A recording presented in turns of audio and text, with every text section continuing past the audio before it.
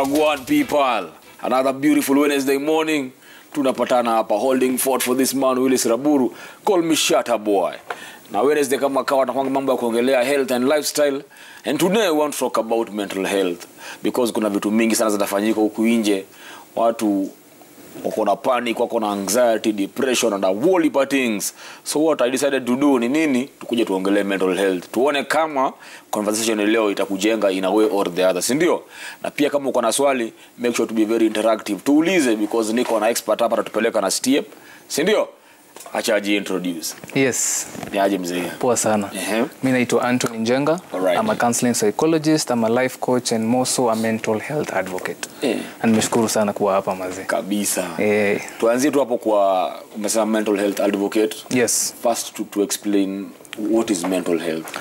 Mental health imedefiniwa fiti na World Health Organization. Now may define this is a state of well-being whereby an individual realizes his or her own abilities and can be able to cope with the normal stresses of life, and also can be able to work more productively and make a difference in the society and the community. In short, in a state of cognitive, behavioral and emotional well-being. Yani, mental health is about how we think, how we feel and how we behave. That is the definition. All right. Yes. Umesema to be able to deal with normal stress. Yes, yes. Life. What is normal stress? Unajua kuna zile day to day stress za life zenye zina happen kwa saa hii. Unajua kwanza saa hii tunaelekea time ya election nini, na saa hii pia tuko post covid. Watu wana try to get back things together zenye walipoteza ile time ya COVID-19. Although bado kuna those covid bado wiko kidogo, but kuna stress yenye ni normal stresses za life. Let's say for example stress kama ya unga kupanda. Unajua ile stress zenye hata sisi wenyewe hatuna control over. Hiyo ni maybe sasa the government ama watu wenye usika na hiyo mambo. But there is when you talk about stress, hiyo sasa inaweza kuwa extreme. That's why tukisema about mental health, we may classify in 3 categories as mental health disorders, that is. Okay. So mental health disorders we may classify vizuri mara tatu. Ya kwanza we may classify under anxiety disorders, which nitaguzishia some of the things under anxiety, na pia ya pili we may classify pia under the mood disorders, na ya tatu ni schizophrenia disorder. So schizophrenia tutaiguzishia sana. Tuguzie the main, which is anxiety na mood. Tukiongelea kuhusu anxiety disorder, let me state hizo zenye zime classify the major ones. The first anxiety disorder, there is generalized anxiety. The second one is panic attack ama panic anxiety. The third one is OCD, yenye watu wanajua ni obsessive compulsive disorder. And the fourth one, the major one, is post traumatic stress disorder, which is PTSD. Right. So under the anxiety, let me touch on the social or the panic attack. Under panic attack kuna kitu inaitwa social phobia ama social anxiety.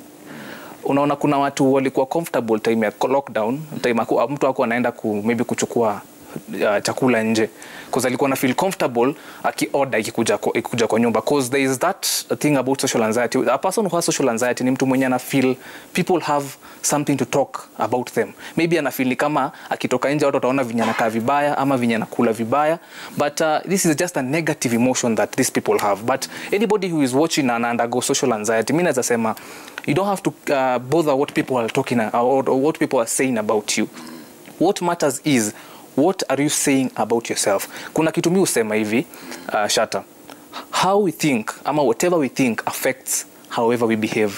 What we think or how we think affects how we behave. So ukifikiria ama ukijifikiria wewe mwenyewe hautoshi ama vile unakaa funny, unakaa vibaya, trust me, ukitoka nje watu wakianza kukuangalia wakicheka, utafikiria watu wana social anxiety, maybe wasema ameenda function, then maybe watu wanapiga story different table ama different place, wanapiga story wakicheka, watafeel ni kama wanamchekelea, of which this is just a negative emotion wako nayo that people are talking ill about them, of which it's not true. So what I can urge, if you're going through social anxiety during this time or social phobia, usikuwe na hiyo saying ama usikuwe na hiyo negativity. Just be positive, believe in yourself. Kama umetoka kwa nyumba, jiangalie kwa kioo, tell yourself how handsome you look or how beautiful you look. It doesn't matter what people say about you. What matters is what do you say about yourself. Na pia under social anxiety kuna kitu muhimu inaitwa agoraphobia. Ushasikia agoraphobia? Agoraphobia ni this is a feeling ama the fear of situations zenye ni difficult ku get away from ama ku avoid. For example, kupanda elevator, Yes. kupitia footbridge. Kuna hiyo fear ukipita footbridge, kuna that car height. Na kuna wale wako na fear kupanda gari, kupanda matatu, kupanda ndege. Unaona? So hiyo ni agoraphobia, hiyo ni fear yenye natural fear. But talking about agoraphobia, what I can say, if you are going through that phobia ama that fear right now, I believe in facing your fears. Face your fears. Kama uko na fear heights, enda mahali, jaribu. Kama ni fear heights, enda pita footbridge, just cross. You just face your fears na uweze to be able to cope with it. Sasa hiyo ni under anxiety. Let me before we end, hiyo tunaongelea hapo. Yes. Then what causes it? Anxiety. Na utakaje ni nini inaweza kwambia kuhapenia to an extent, so kaanza kufeel nikitoka nje wasiona niongelea hiyo thought inatoka wapi? What are the triggers? Self esteem. Kuna watu wanakuanga na issue ya self esteem. They don't believe in themselves, they don't believe in how they are. Na hiyo self esteem issues inaweza kuwa brought up by maybe upbringing akiwa mtoto, the childhood experiences. Actually childhood experiences, most of it huwa ina define ama huwa ina unaona about mental health. Unaona kwa gazeti wakiongelea kuhusu mental health among children, na wakasema the children who are in class 8 na pia form 2, hiyo ndio unasikianga makesi. So that is between 14 years to 16 years. Na ilikuwa inasema vizuri watoto wenye wako between that years wanakuanga na a lot going through. Maybe hapo ndio unapata kuna peer pressure, ana influenceiwa kwa drugs and everything. Hapo unapata issues za self esteem zinakuja hapo in between. Maybe amekuwa rejected na mabeshte zake shule. Alafu pia one thing talking about your aspect ya watoto and the children and the mental health and the children, what I can tell also the message to the parents, unajua nowadays parents tuko busy, tuko na shughuli, tunatry ku make a living tuweze ku raise watoto wetu vizuri. So please make time for your kids. Tafuta tu time, usikuwe every time uko busy complaining, unaambia mtoto wako mimi nakuanga busy, sinanga time. Hiyo kukosa time, trust you me, ndio ina developing. Unapata mtoto ana develop kitu inaitwa attachment style. Unapata there is an attachment style, unapata akigrow ana grow na hiyo attachment style. Na hiyo attachment style unapata inaweza kuwa na level ya self esteem yake imekuwa deteriorated, yani imeenda chini. So unapata hata akienda pale nje watu wakimuongelelea ama watu wakiongea anafeel kama anaongelelewa. Hiyo inaweza kuwa a lot. Na pia kuna kitu inaitwa PTSD yenye nimesema, post traumatic, na hiyo inaletwa na traumatic events zenye zimehappen. Maybe umekuwa emotionally abused kwa relationship, umekuwa physically abused kwa relationship, ukigrow up ulikuwa emotionally abused na wazazi ama relative ama sexual abuse, whichever. Sasa ama maybe PTSD na happen pia, maybe umeona accident ki happen. Sasa hiyo fear kuvuka barabara, it's called post traumatic stress anxiety disorder, which comes up also from various, inaweza kutoka from the upbringing, kutoka uwe mtoto ukigrow, na pia inaweza kuwa considered pia right now maybe in a relationship yenye maybe umepitia, maybe uko hapo kuna partner wako na una undergo emotional abuse. Emotional abuse shata ni ile design every time huyu partner wako anashinda akikutukana, akikufeed negativity, unajua anakudisrespect. And one thing I'd like to say, if you're in a relationship whereby unapata unakuwa disrespected, mazee, the only thing I say is leave. Unajua if disrespect comes with a lot, mtu akikudisrespect shata utafilaje? Vibaya. Kwanza unajua a man needs respect. And also a lady needs respect. Haimaanishi kwa wanaume wanapenda respect, mwanamke hafai kurespectiwa. You should also respect a lady because atuangalie mambo na gender hapa. All of us deserve respect. So if you're in a relationship right now and your partner, or you're married to somebody and your partner does not give you or does not respect you, or this partner of yours keeps on abusing you, alafu kuna kitu kingine nisahau kusema, hasira. Be very careful of what me repeat na nasema, kuwa careful na Kenya mtu anasema akiwa amejam. Unajua kitu inaitwa physical abuse, huwa ianze from physical abuse, inaanza from huko nyuma. Uli ignore red flags. Never ignore a red flag in a partner, in a relationship. If your partner akijam every time anakuambia wewe, let's say for example umekuwa na issue, unajua relationship si rahisi, umekuwa na issue mahali pale, then amejam to a point anakuthreaten, anakuambia wewe nitakuja kukumaliza, nitakuja kukupiga. Trust you me, when you talk about anger, na nasemanga we have 3 parts of the mind. We have the conscious, we have the unconscious, and we have the subconscious. The negative or the bad experiences what tunaisto kwa unconscious. Unconscious iko huko nyuma na conscious iko mbele. When I talk about conscious, Kenya naongea sahi, it is conscious because I know what I'm saying. Una understand? But sasa to a situation wakati umejam, unakuongea kitoa all the things you had stored, the negative, kila kitu from the conscious unaileta. So mtu akijam aanze kusema, wewe nitakuja kukutandika. Trust you me, alafu later ukiendelea kwa relationship, unapata partner wako ameanza kuchapa ama amekusukuma. Alafu unasema mimi sijui mbona, sijui ilianza aje alikuwa mtu mzuri. Na ukimuuliza, unamuuliza kuna mali, kuna situation ashai jam akaanza kukuthreaten, anakuambia iko. Trust you me, hizo no red flags that we ignore. Inakuwa very very difficult to understand. So nataka tuende kwa mood disorder. Najua ndo nashinda mood disorder. Yes. Before tuende kwa mood disorder, na kitu umesema hiyo ya watu kuignore red flags. Yes. Ndio. Yes. Umetaja hiyo moja pia akukuthreaten. Yes. What other things red flags supposed to be on the lookout for? Nimesema threatening, anga ile akijama na kuthreaten. Number 2, unafaa kuangalia ni mtu mwenye anakudisrespect. Somebody another red flag to look into a partner ni mtu mwenye hakupati time yenye una need. Wewe mwenyewe before you wanted to look for a partner, you had the qualities, ulikuwa umeandika character na qualities zenye unataka. So if anyone comes in between, ama if anyone anasema kama ni quality ni character ama quality ya kupewa quality time. Mtu, let's say for example your partner doesn't give you quality time. Every time anasema ako busy. Mimi naamini by the way Shata, hakunanga partner anakuanga always busy. You have to make time for your partner. Na kuna wale watu wanasemanga I'm busy to a point they don't even call you.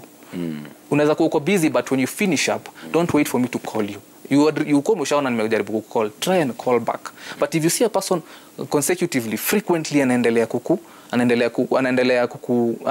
kutoa those qualities zenye wewe mwenyewe ulikuwa unataka kwa partner lakini ameanza kuitoa na wewe mwenyewe you feel comfortable with a partner who respects your qualities, that is a red flag that you should really notice. And a partner, another thing kwa red flag, partner mwenye kila time anashinda mkisema kwa relationship ana involve watu wengine. Let's say mmekuwa na issues but every time badala yenye kuongea anaenda nje anaambia watu wengine issues zenu badala amalizie kwa nyumba.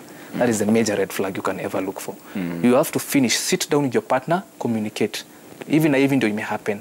Hujanibamba au nimekasirika, kuna patu ulisema hivi and ilini affect. Talk, apologize if you have to. Ndio isikuje later on mnapata mko na issues. Yes. But it gets to a point where maybe nyo yule mwelewani, you seek for a third opinion maybe. Ama kama maybe anaifanya regularly ndio inakuwa issue. Ama anaenda kuidiscuss before nyinyi muidiscuss. Yes, the first thing you should do kama ni issue mko nayo, usienda kuambia mtu mwingine kabla hatujaongea. Okay, ukijam, let me tell you something. If you have a partner na maybe umefeel mali kuna kitu amekujamisha, don't react. Process. Before you react by talking, by abusing, by kuongea vibaya, kumtusi, process. And you, in processing, relax. Take a walk, enda mahali, cool. Ama enda tu mahali uta cool down. Then now come and talk with your partner. But the moment you are angry and you immediately talk, haitakuwa productive. Okay, about third opinion, it is important, but wacha hiyo third opinion akuwe professional. Wacha kuwe kama counselor ama therapist, watakusaidia. But ukisik third opinion kwa mtu mwingine, maybe that other person will favor. Unajua mademo anakuanga na hii aspect, ukienda kwa kuna ile mademo anakuwa ile gangang ya mademo. Demo akienda ambie demo wenzake, mimi chali yangu mazee jana alinitusi. What would that lady say? Wewe muache. Sasa amefavor udem, hajasikiza what is in between. So if it is a third opinion, I suggest look for a counselor mwenye atawasaidia. And it is very important that I usually say also, before you marry, before you decide on marrying this lady, and then couples therapy. Couples therapy itaweza kudiscuss a lot of things that maybe una feel ni kama inaweza kuwa challenge mkiwa kwa your relationship. Yes. Kuna situations zenye sisi watu wa ghetto afford hizo couples therapy unless uniambie kuna zile gavana pia na free. Hapo tunafanya nini? Wa ghetto. Si hata kama si ghetto to anywhere tu but lakini tu afford. Ama afford pesa imekuwa noma. Ngori. Kuna when it comes to therapy, si kila mtu anakuanga expensive. Kuna wenye wako affordable. Unajua watu wako na ile mindset ya therapy ni expensive. Ati kwanza sasa unaona vile kuna a lot of issues happening. So naona nikienda kwa counselor, itakuwa noma atanilipisha maybe 3k. There are counselors who are affordable. Let me not say cheap but affordable. Yeah. Personally I'm affordable. Nitakuwa nasema charges zangu na namba yangu if you want sessions kimalizia. Okay. Yes. Nataka tuende kwa mood disorder. All right. So mood disorder, najua maybe mtu anauliza depression iko wapi? Hapo ndo tunakuja sasa. Hapo mood disorder. Yes. Yes. Chini ya mood disorder is where we have depression. Okay. So depression is a mood disorder. Let me define depression for you, for those who don't know exactly what depression is. Yes.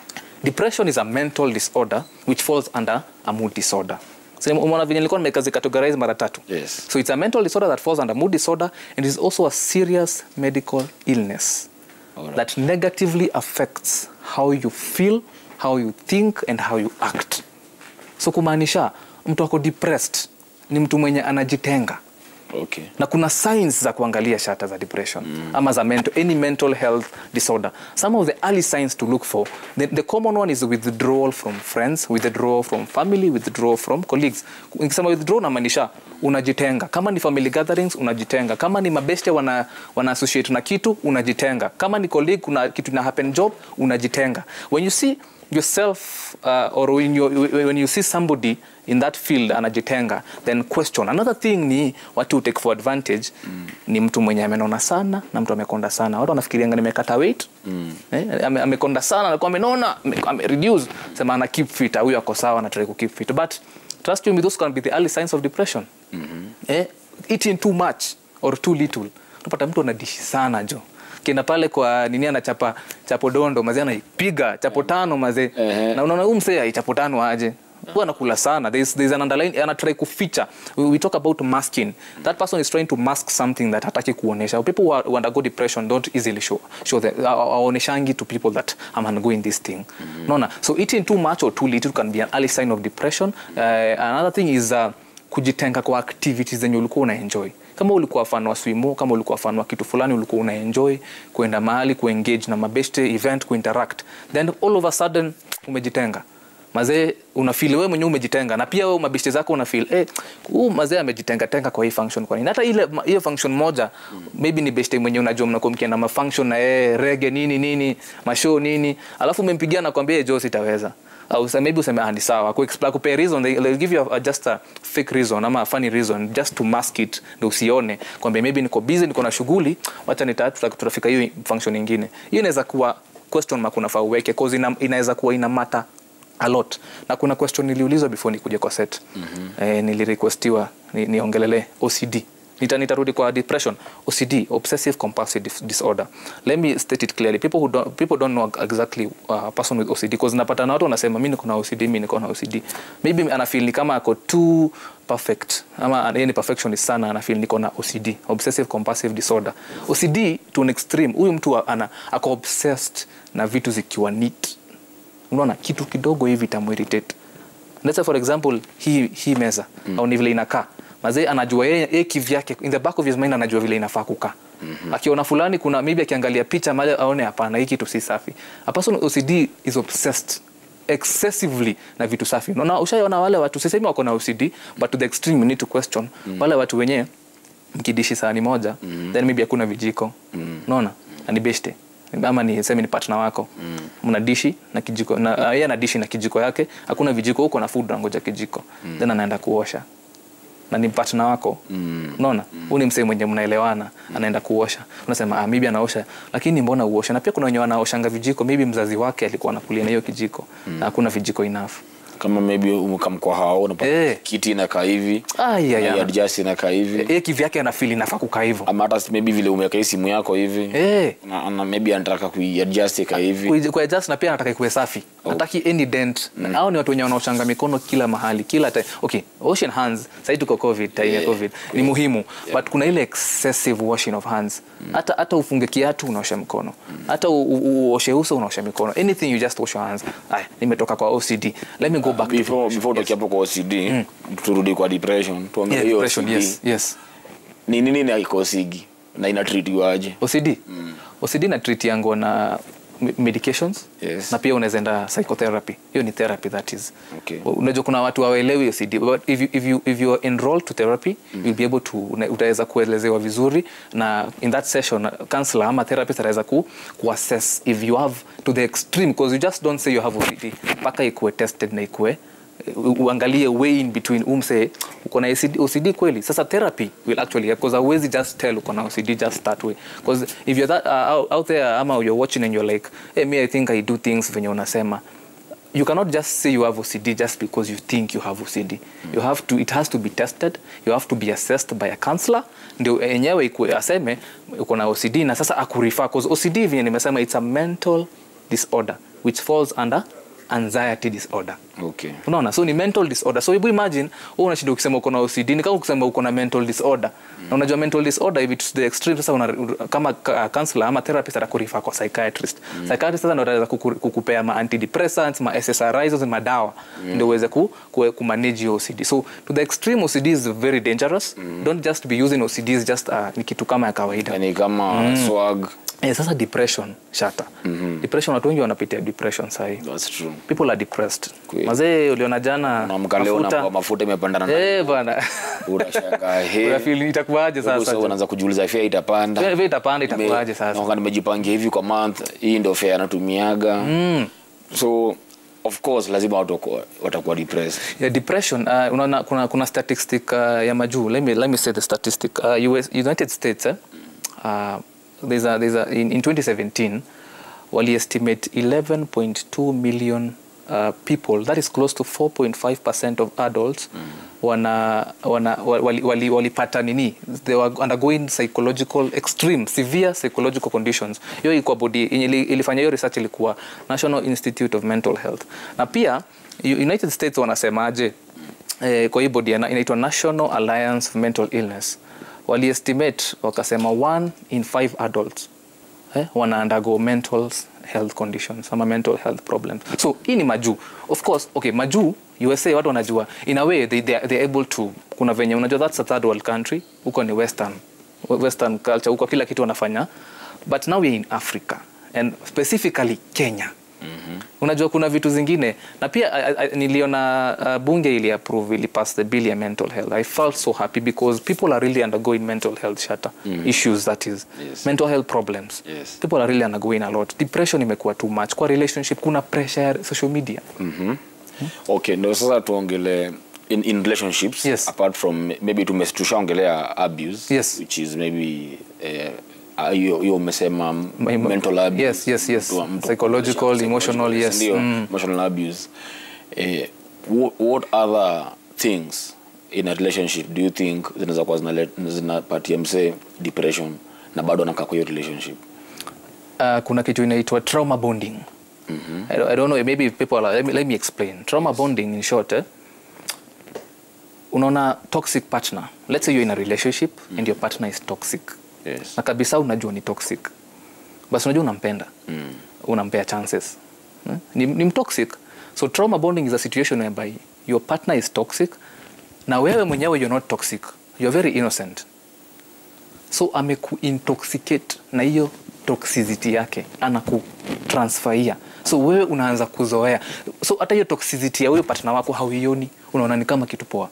Hata unamtetea. That's why Shata, people who are in a toxic relationship wana finding it very difficult to live relationship, because wamekuwa trauma bonded to a point that they don't see as this is a mistake. Unaona? So the moment you experience trauma, na hiyo sasa inakuja PTSD, post traumatic, and which falls under anxiety disorder, meaning it is a mental disorder. Then meaning it can really affect you to a point it will be so dangerous for you. Hata ukitoka kwa hiyo relationship, healing will take time. Jumping into another relationship will take time. So vitu zenye zina cause mental health disorders ama mental health problems, this trauma bonding. If you're watching na uko na partner mwenye mazi umenotice red flag, I advocate leave as soon as possible. Mazi, the moment umeona the first red flag, that is a clear sign. Na isemanga that's a indication clear sana, ile imekumulikia na kuambia toka. But what people ignore is they are blinded by love. Mapenzi wameblindiwa na mapenzi to a point hawaoni makosa, hawaoni umse ni toxic. Anaona juu unapenda na mazee itakuwa ngori sana. Maybe people who are married na unakuanga na hiyo challenge, maybe tumeoana for 6 years or 10 years. How will I be able to live this marriage as much as this my husband or wife is toxic, na mazee tuko na watoto wawili ama tuko na mtoto mmoja ama more? Itakuwa ngumu. What will the society say? That is what they think that affects them, wanafanya wasitoke kwa hiyo toxic relationship ama marriage. But what I can say, do not focus on what people will say.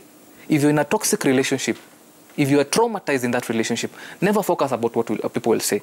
What matters is what do you think about yourself? What do you say about yourself? Instead of being in a relationship where you're traumatized, you have been intoxicated na huyo partner wako, leave as soon as possible before it becomes too much. You understand? Yes. So toxic relationships inaweza kuwa one of the serious mental health disorders zenye watu wanaweza kuwa na go through, wanasema mimi napenda partner, siwezi toka. Mbona huwezi toka na uko hapo na unajua ni toxic, and you're seeing it very clearly it's toxic? Leave as soon as possible. I usually say Shatta, 3 things before you get a relationship, hata ukiingia kwa relationship, and if you're watching, 3 things. Take care of number 1, of your happiness. Take care of number 2, your peace of mind.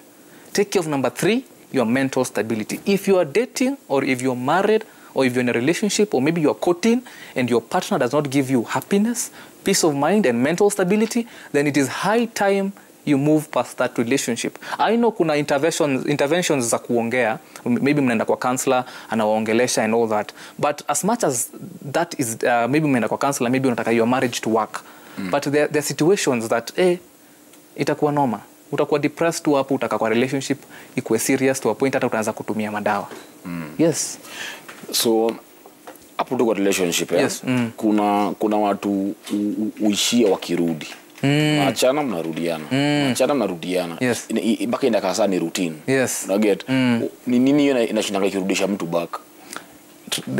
What I can say, your aspect ya umeachana na mse, maybe mmeoana na mkaachana ama mna date na mkaachana, it goes back to what I was saying. You are trauma bonded. Okay. Unaona? You are trauma bonded to a point, as much as umetoka.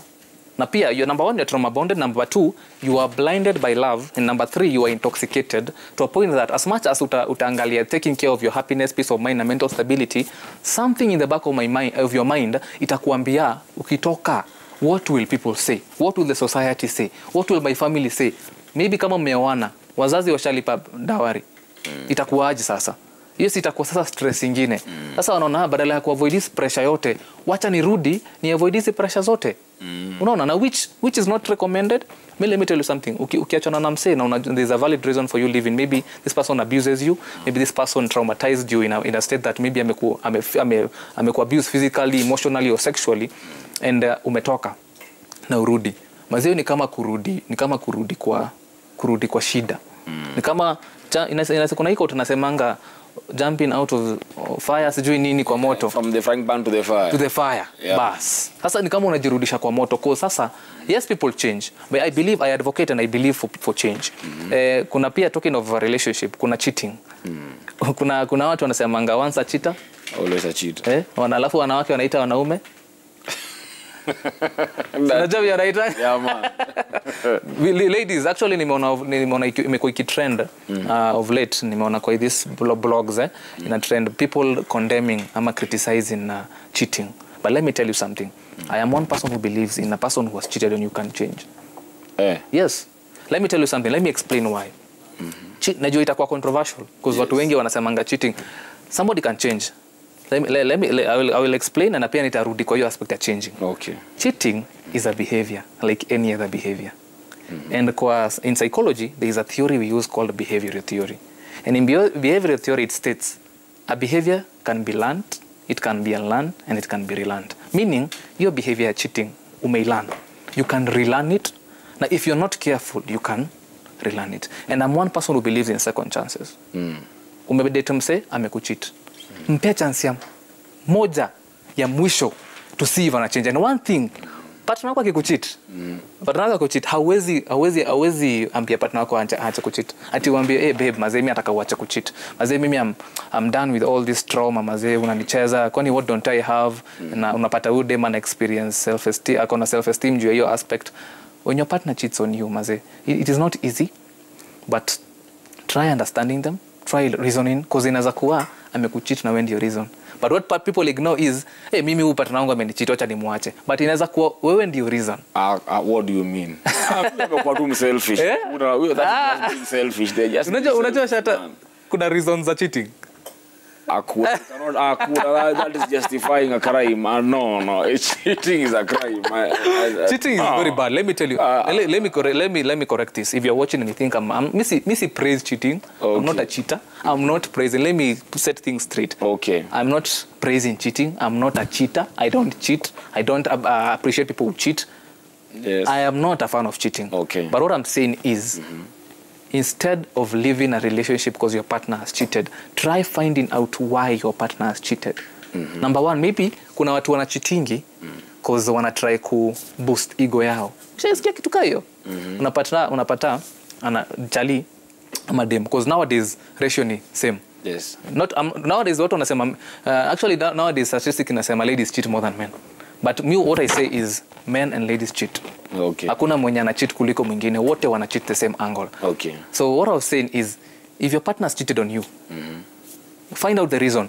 Number one, huyu mtu anataka ku boost ego yake in terms of, let me use an example of a guy. I'm a cheat on this lady. Maybe we are dating with this lady, then I'm cheat. Hiyo aspect ya uchali kucheat with them inamfanya ajipraise, ajione yeye ndio ndume. Sasa si niko na dem na huyu mwingine amekubali. Sasa kumaanisha naweza chukua mwingine na kubali. So the more ana cheat, the more ina raise self esteem yake. Okay. And which is a bad thing. Another thing people cheat is the people who cheat because they don't want commitment. Unapata huyu mtu ana date na huyu dem. Wameanza relationship yao vizuri, and they're in the second or third month, and this person doesn't want to commit themselves in this relationship. But haku communicate kwa partner wake, which is a bad thing. Anapata anatumia cheating as a way of avoiding commitment. Hataki majukumu, hataki ile aspect ya being there for the lady. Maybe amezoea kuwa solo. So ana cheat just to avoid commitment issues, which I don't support.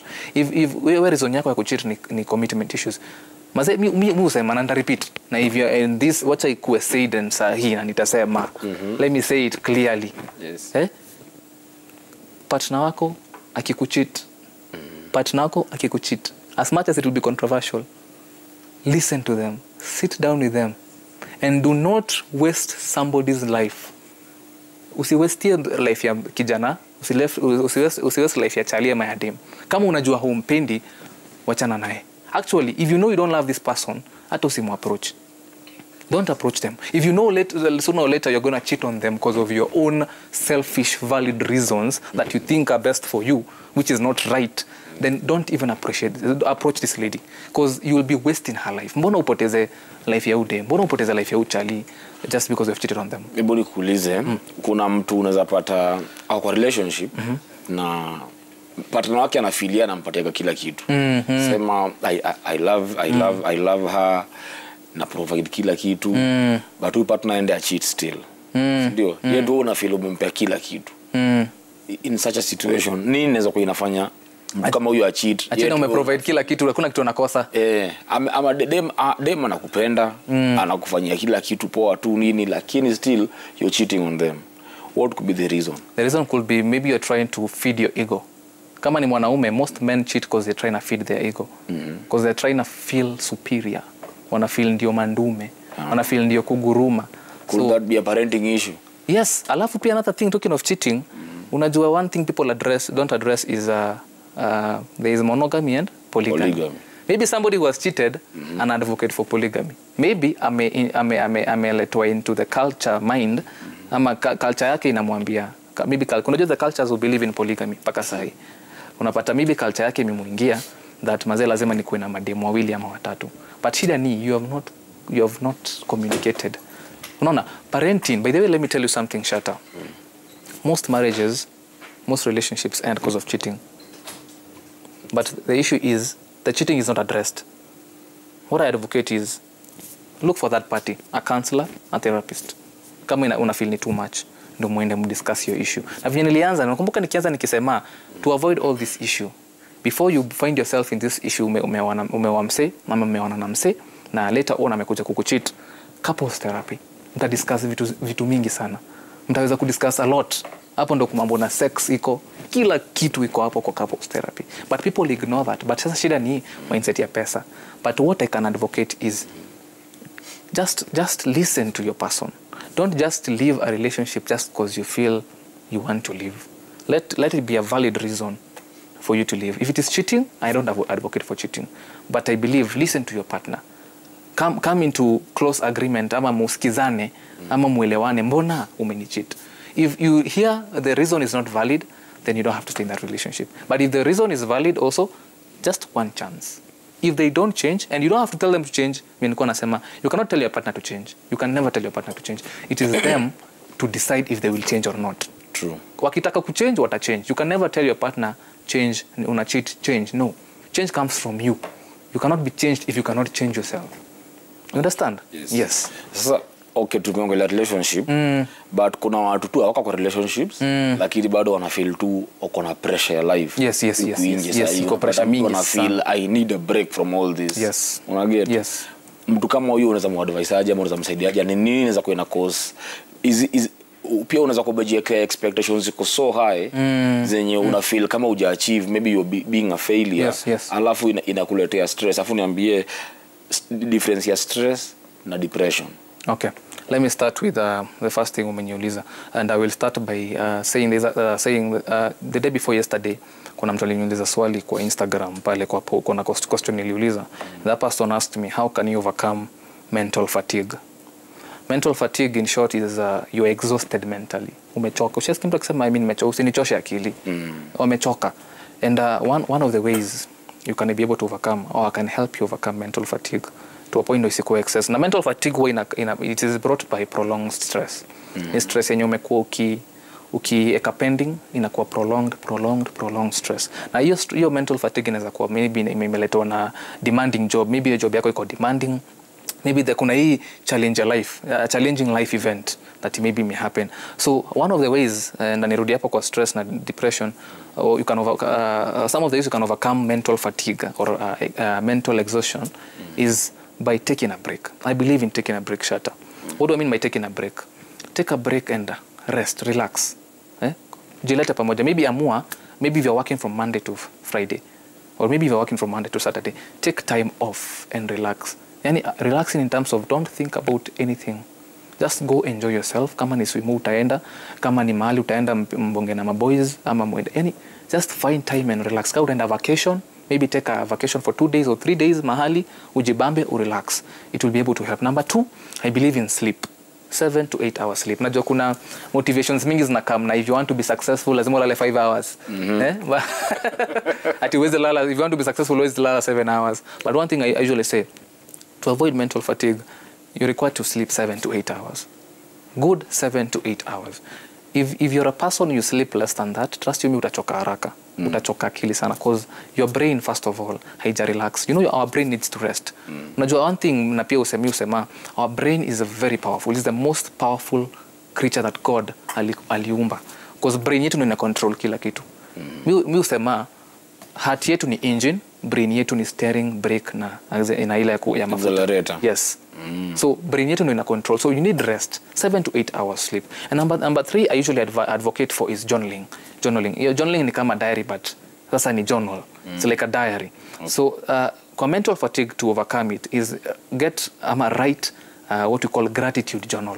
Gratitude journal is something you are thankful for, something you are grateful for each and every day. Don't only focus on the negative things in life. Also look at that good thing that maybe you did that day or that week.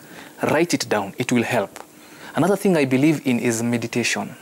Kumeditate si, unajua watu wanasema meditate ni ile ya nini? The fifth. The fifth. When I say meditation, it doesn't have to be you're using the fifth. Yes. You can meditate in terms of you. When you meditate, get somewhere that is tranquil, somewhere that is cool, calm, peaceful, hakuna kelele, relax. Bring back your thoughts. When you meditate, you bring back your thoughts together. Zilete pamoja and you release them. The moment you meditate, hapo unakusanya. Unasikianga yoga? When you do yoga, hiyo ni aspect, unafunga macho, you bring back, unazikusanya vitu zote zenye una go through in life, unazileta pamoja kama kwa ball. Then it is easier for you to release them. Meditation actually is a form of relaxation. Another thing I usually believe in a way to overcome mental fatigue is breathing exercises. 3 deep breaths. Let me tell you something. If uko hapo na una undergo maybe a panic attack, maybe it may happen mahali una feel, it may happen uka experience panic attack, which is under an anxiety disorder. Una feel mazee uko na generalized anxiety. Generalized anxiety ni ile general tension, ile tu umeenda mahali maybe interview, ushaanza kushake. Na maybe ni mtu mmoja tu wako hapo. I believe in taking 3 deep breaths. Let me show you how 3 deep breaths work. 3 deep breaths is you just breathe in, out. 3 good times. A deep breath. Ukimefunga macho, you relax. Actually, before nikuja kwa show, that's what I did. Unajua kuna tension. Unajua this is a national TV. Kuna tension inakuanga hapo, but the moment you're having that generalized anxiety na kuna tension, 3 deep breaths actually help a lot. And also the last thing is therapy. Counseling actually helps. I know you feel like it is expensive, but they are affordable counselors. And also my urge for all the counselors is don't just stay in your office waiting for a client. Go out there, go to schools, go to universities, go to conferences, talk to people. Hapo ndo utaweza identify some of the issues by assessing ukiongea pia. So that's why niko hapa. Through my initiative, nimeandikwa encourage to inspire. That is what I do. I go to schools, I go to universities, I do corporate conferences to talk to people in work, businesses. If you're there, maybe you want somebody to talk to you guys, you can talk to me. That is how you identify some of these issues. The difference between stress and depression. Kwanza unaniuliza swali hapo, normal stress ni nini pale nikidefine mental health.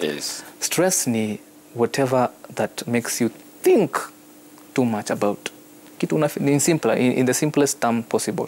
Kitu inakufanya ufikirie sana. Maybe ni kitu tu ya kawaida. No, like for example, vile nimesema unga imepanda. Maybe you're heading to the elections. You don't know who is going to be the president. Uko na that anxiety, you don't know ujui. Uko na stress sasa wewe unataka mtu fulani akue preso.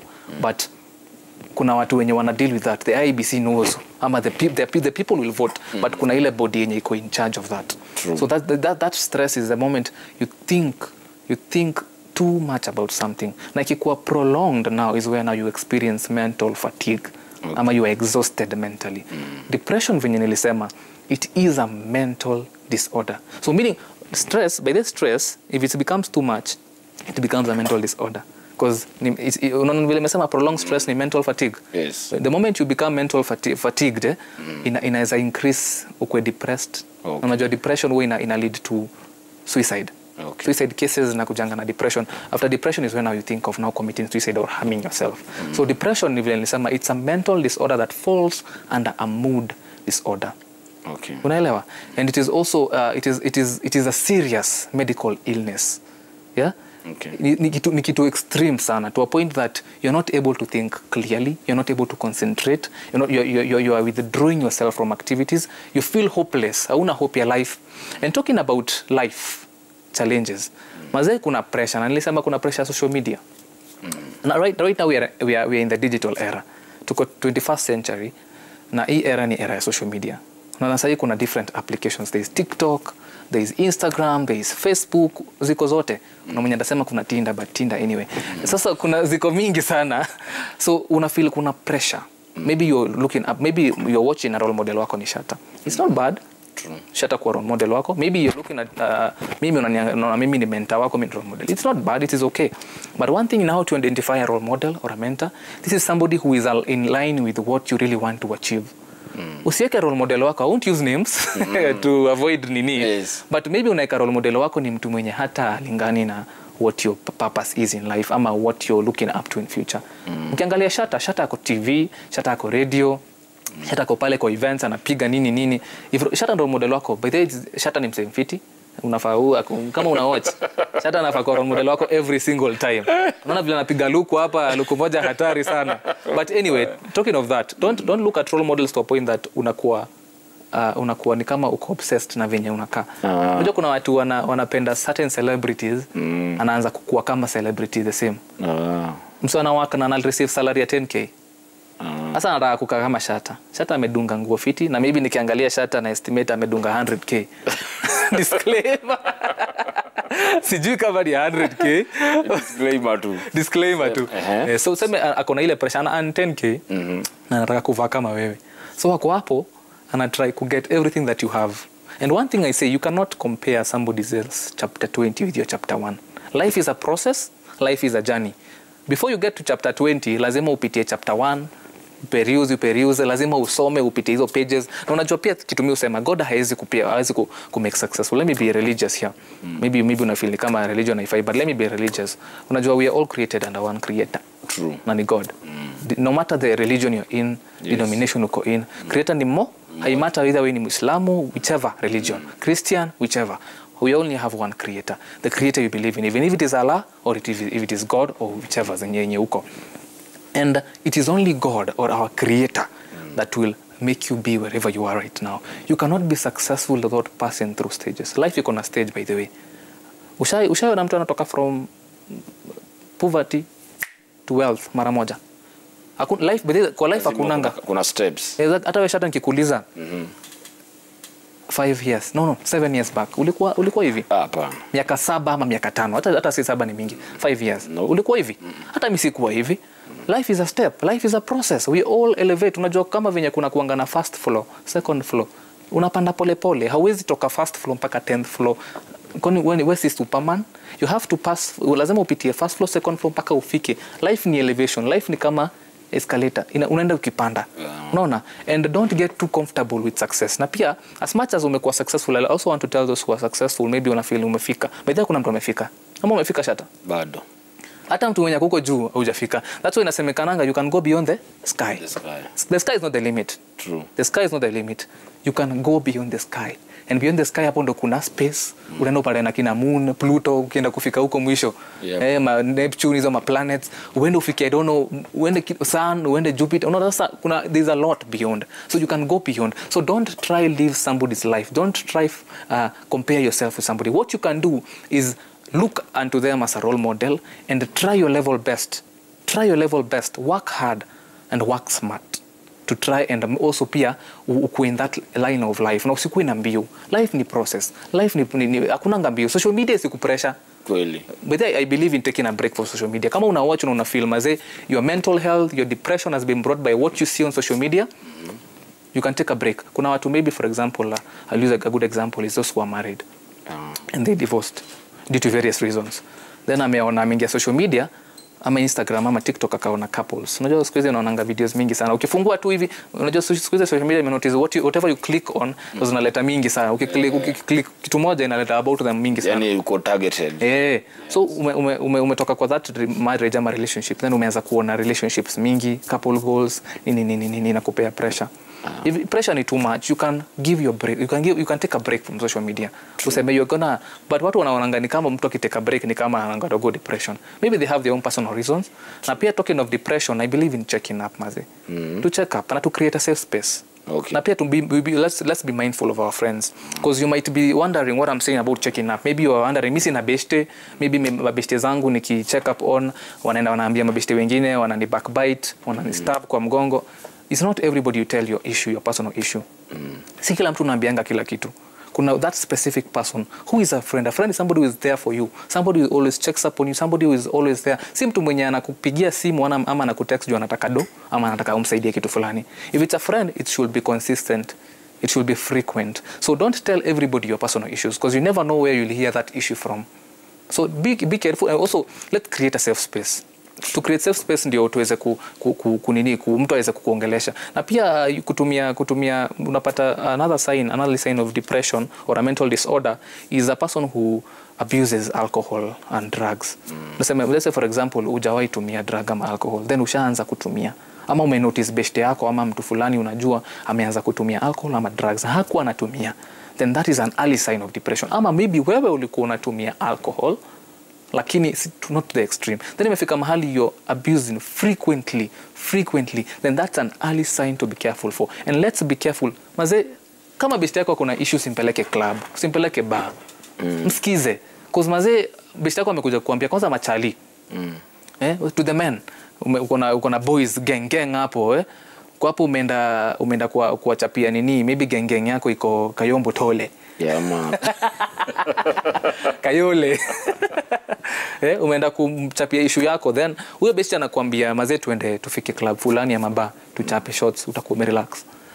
And what if umekunywa sawa, time uta relax utakuwa sober, you will go back to the same issue. So instead of taking your friend to drink akiwa na mashida, listen to them.